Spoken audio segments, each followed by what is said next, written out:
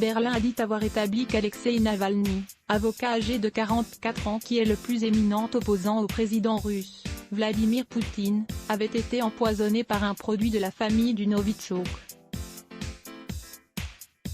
Pavel Golovkin Donald Trump a déclaré vendredi 4 septembre que les États-Unis allaient se pencher sur l'empoisonnement présumé de l'opposant russe Alexeï Navalny, hospitalisé en Allemagne à la suite d'un grave malaise en Russie. C'est tragique. C'est terrible, cela ne devrait pas arriver. Nous n'avons pas encore eu de preuves, mais je vais regarder, a dit le président américain lors d'une conférence de presse, en rappelant qu'il s'entendait bien avec le président Vladimir Poutine. « J'ai été plus ferme avec la Russie que n'importe qui, de loin », a-t-il ajouté. Il a ensuite déclaré aux journalistes qu'il fallait regarder vers la Chine, et non vers la Russie. « It is interesting that everybody is always mentioning Russia. But isn't China probably at this point is not.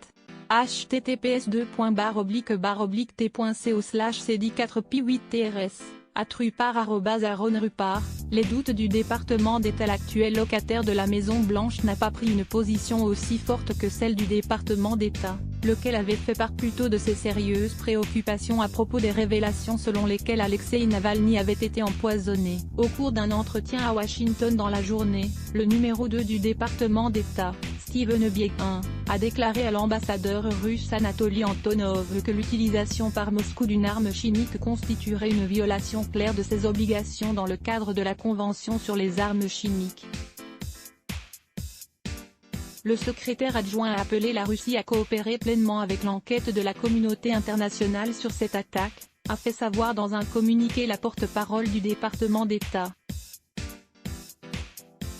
Berlin a dit avoir établi qu'Alexeï Navalny, avocat âgé de 44 ans, qui est le plus éminent opposant au président russe, Vladimir Poutine, avait été empoisonné par un produit de la famille du Novichok.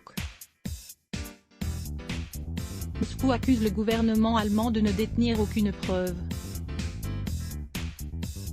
Estimant que rien n'indique qu'il s'agit d'un crime, les autorités russes n'ont pas ouvert d'enquête.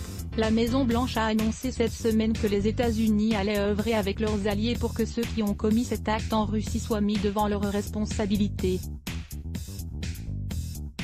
Le Monde avec AFP et Reuters. Let's block ADS.